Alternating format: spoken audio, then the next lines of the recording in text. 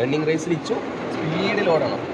1 2 3 run പറയുമ്പോൾ ഇച്ചു എങ്ങനെ ഓടിയിട്ടില്ല, സ്പീഡിൽ ഓടിയിട്ട് മറ്റേ എൻഡിലെത്തണം. ഫസ്റ്റ് ആവൂലേ?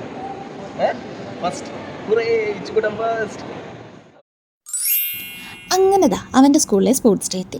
അവൻ്റെ ആദ്യത്തെ സ്പോർട്സ് ഡേ. ഫസ്റ്റ് കിട്ടൂല എന്ന് ആദ്യം തന്നെ പറഞ്ഞിരുന്നതുകൊണ്ട് ആ കാര്യത്തിൽ നമുക്ക് വലിയ പ്രതീക്ഷയോ ഹോപ്പോ ഒന്നും ഉണ്ടായില്ല. പക്ഷേ ഇത്രയും നമ്മൾ കഷ്ടപ്പെട്ട് എല്ലാം പറഞ്ഞു വിട്ടതുകൊണ്ട് അറ്റ്ലീസ്റ്റ് അവിടെ പോയി ഒന്ന് പാർട്ടിസിപ്പേറ്റ് ചെയ്യുമെന്ന് നമ്മൾ വിചാരിച്ചു. എന്തൊക്കെയായിരുന്നു potato gathering, running race, frog jump, എല്ലാത്തിനും വീട്ടിൽ വൻ പ്രാക്ടീസ്. വീട്ടിൽ അടിപൊളിയായിട്ട് ചെയ്ത ചെക്കനാണ്. പക്ഷേ അവിടെ ചെന്നപ്പോൾ ബ്ലിങ്കസിയാൻ നോക്കി സൈഡിൽ നിൽപ്പുണ്ടായിരുന്നു. അങ്ങനെ എന്തായാലും അവസാനം പേര് കൊടുത്ത ഐറ്റത്തിനൊന്നും ചേരാതെ മ്യൂസിക്കൽ ചെയറിന് പോയി കയറിയിട്ടുണ്ടായിരുന്നു. അതും അവിടുത്തെ ടീച്ചേഴ്സ് പറഞ്ഞ് കയറ്റിയതാന്ന് തോന്നുന്നു. എന്തായാലും അവൻ ആദ്യം നേരെ ഓടി, പിന്നെ തിരിഞ്ഞോടി, പിന്നെ ഏതൊരു പെൺകുട്ടീനെ കണ്ടപ്പോൾ അവൻ സീറ്റ് ഒഴിഞ്ഞു കൊടുത്തു. അങ്ങനെ അതിൻ്റെ കാര്യത്തിൽ ഒരു തീരുമാനമായി. പിന്നെ ബീറ്റ് സ്പീക്കിംഗ് അതിന് കയറിയിട്ടുണ്ടായിരുന്നു. അതിന് ആശാന് സെക്കൻഡ് കിട്ടിയിട്ടുണ്ടായിരുന്നു. കാരണം ബാക്കി എല്ലാ കുട്ടികളും വാരിക്കോരി എടുത്തപ്പോൾ ഇവൻ ഓരോന്നോരോന്നായിട്ട് പറഞ്ഞ് അനുസരിച്ച് ചെയ്തു. മടികൊണ്ടായിരിക്കും, പക്ഷേ എന്തായാലും അതുകൊണ്ട് നമുക്ക് സെക്കൻഡ് കിട്ടി. സോ അങ്ങനെ ഇച്ചുവിന് ആദ്യമായിട്ടൊരു പ്രൈസും മെഡലും സർട്ടിഫിക്കറ്റും ഒക്കെ കിട്ടിയിട്ടുണ്ടായിരുന്നു.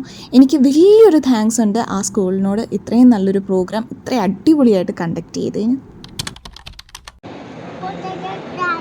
സ്പോർട്സ് ഡേക്ക് പൊട്ടറ്റോ ഗ്യാദറിങ്, പിന്നെ പൊട്ടറ്റോ ഗ്യാദറിങ്, ഓടുന്നതിന് എന്താ പറയാ, ഫ്രോഗ് ജംപ്, ഓടുന്നതിന് എന്താ പറയാ, റണ്ണിങ്, അവിടെ നോക്കിക്കോ, അമ്മയോട് പറ, റണ്ണിങ് റേസ്.